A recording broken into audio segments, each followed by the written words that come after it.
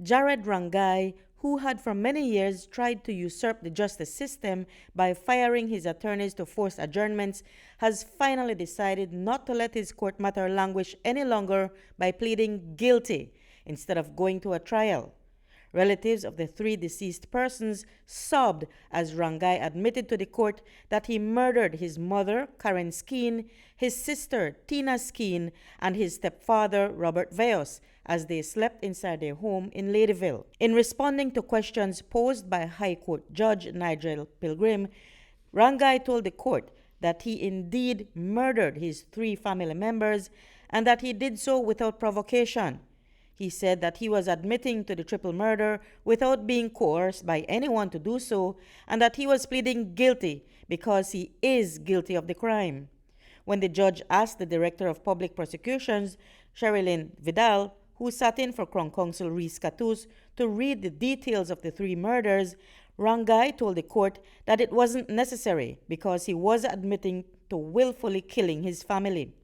The facts were read anyway, in order that he could agree to the sequence of events and admit guilt. DPP Vidal told reporters that she expected today's outcome. I think that we anticipated, because of the way the discussions were going, that we would have reached this point. And this came after many, many years of adjournments and change of attorneys and a previous sentence indication, and even a judge recusing himself. Yes, I imagine that the prisoner, we can call him now, would have taken a very long time to come to terms with what the sentence might look like if he pleaded guilty to 3 counts of murder. Whatever operated on his mind in recent months that led him to this point. This point for the family was also one that they had waited almost 12 years to see. While they were still very shaken, Karen Skeen's brother, Rene Skeen, told reporters that they were consoled by his nephew's guilty plea. We like to thank God. The most important thing, we got justice. And the emotions, you can't explain it. It's been over 11 years we've been waiting for this, and the day have finally come. We will never get full justice. 3 people are dead. But for him being pleaded guilty, it kind of helped a little bit.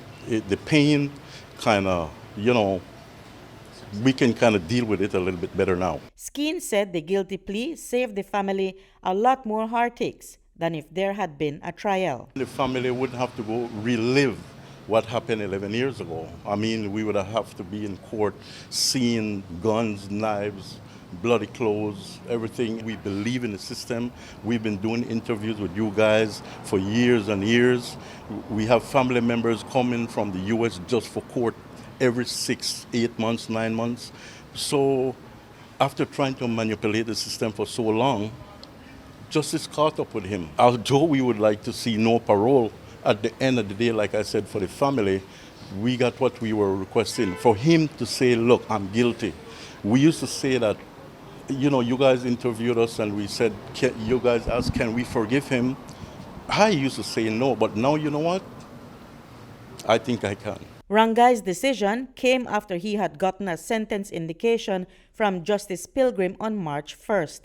In that sentence indication, Justice Pilgrim informed Ranguy that if he entered a guilty plea, he could get 3 life sentences without the possibility of parole until after 40 years, minus the 11 years that he has served behind bars.